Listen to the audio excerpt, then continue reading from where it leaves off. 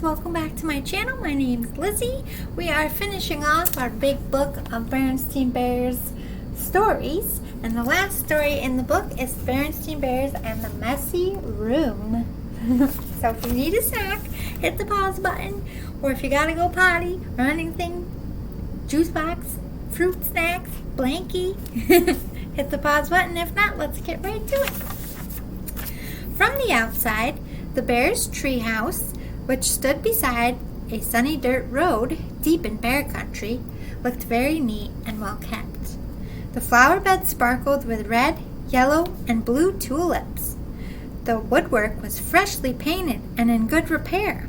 The grass was cut and the vegetable patch was properly weeded.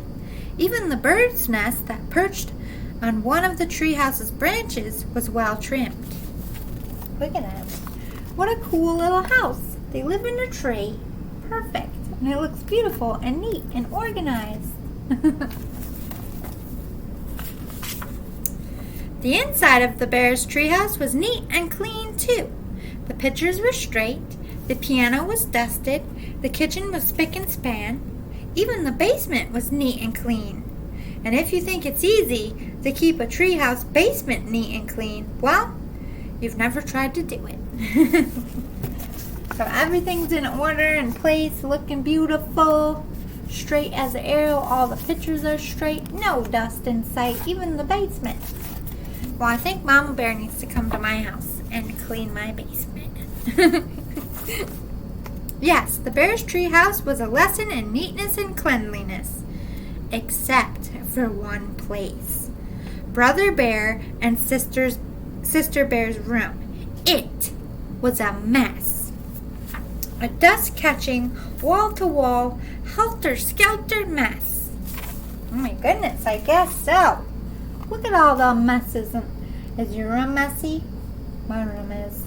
I have to do laundry. Other than that, it's clean. My laundry hamper is overflowing. Do you want to come do my laundry? I don't like laundry. A half-done jigsaw puzzle gathered dust in the one corner of the room. A group of brothers' dinosaur models collected cobwebs in another. Sisters' stuffed animals were everywhere. As for the cubs' big storage closet, well, just be careful how you open it. Oh my goodness, look at what happened when she opened it. She fell. They're messy. They didn't pick up their toys. It's dusty. It wasn't the brother and sister. Again, I can't read, kids. It wasn't that brother and sister were naturally messy. They tried to keep their room straight. They made their beds most of the time, and they swept and picked up once in a while. Look at how angry she is. Like, there it is, all neat and tidy. Why can't you keep it neat and tidy? How many times did you hear your parents say that? Pick up your toys before you go to bed. Trouble was that when cleanup time came, they spent more time arguing than cleaning. How am I supposed to sweep with your dumb dinosaur toys all over the floor? Argued Sister. They're not toys, they're models. And don't move them. I'm working on a setup of the Pleistocene age. Pleistocene? I can't read big words. Brother protested. Pleistocene, smashtocene, shouted Sister. Not only was Brother and Sister's room a mess, but Brother and Sister were getting to be a mess too. Always arguing about cleanup chores instead of sharing the job and working as a team. Look at him fighting. I fought with my brother too. You clean it up. No, you clean it up. I didn't make that mess. You made that mess. No, you made that mess. All the time. What usually happened was that while the cubs argued about whose turn it was to do what, Mama took the broom and did the sweeping herself. And she often did the picking up too. That was the worst part, the picking up and putting away. Tisk, Mama Bear, there's your first mistake. You have to break up the arguing and then make them do it, Mama Bear. Right, guys? Well, the mess just seemed to build up and build up until one day, maybe it was because Mama's back was a little stiff, or maybe it was stepping on Brother's airplane cement, or maybe she was just fed up with that messy room. But whatever it was, Mama Bear lost her temper. She stormed into the cub's room with a big box. That's how my mom did it.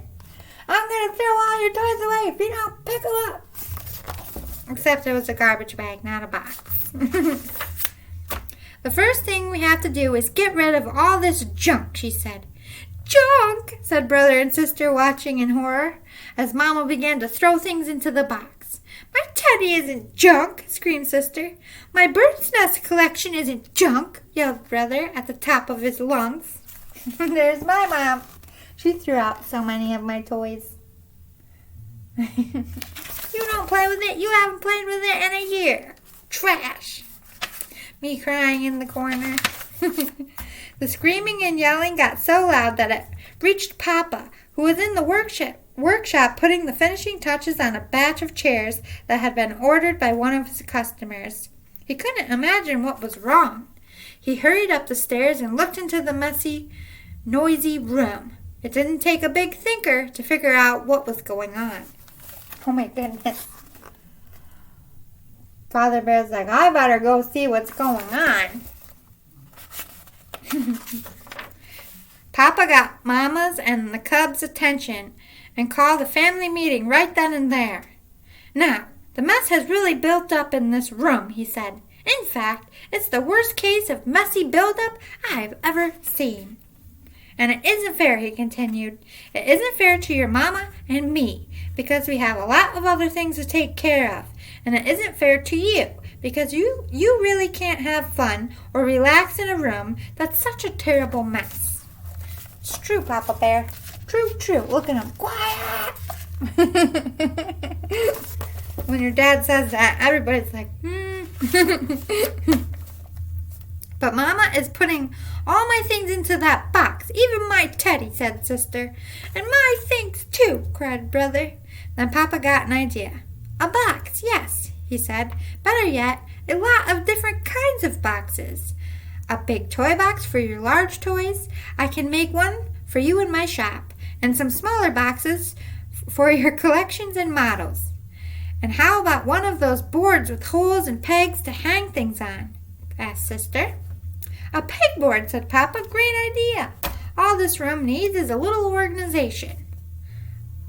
A little organization and a few rules, said Mama.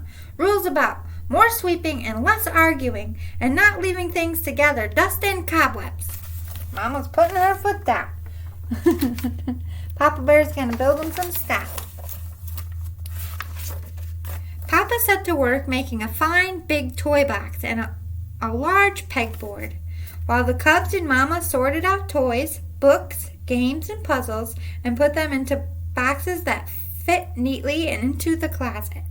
Every box was labeled. Look at them working hard, working together, not fighting or arguing. The page is ripped.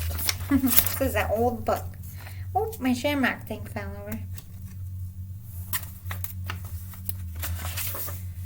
Some of the cubs' things did end up in Mama's big throwaway box. Not Sister's teddy, of course, but some of Brother's bird's nests, the crumbling, falling apart ones.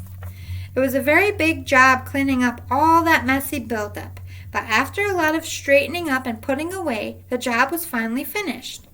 Wow, said Brother, that was quite a job, but it was worth it. It looks like a whole new room, said Sister. The cubs were right. Wow, look at how neat and organized all their stuff is. My mom was great at that. She would come in and help us rearrange our room and everything. We had like a Lego table, a puzzle table, our books with a chair. I don't know how mamas do it, but they're very good at it. And Papa had been right too. It was so much more enjoyable to live in a neat, clean, well-organized room, and so much more relaxing. It wasn't as exciting to open the big storage closet now, but it was much more practical and a lot more fun. Look at all their stuff in the closet, neatly organized. Perfect. Good job, Berenstain Bears. The end. I hope you liked all the stories. There was supposed to be 5 in here, but there's only actually 4 because this book is so old. I will try to find some more Berenstain Bear books. I have St. Patrick's Day one coming up, so stay tuned for that.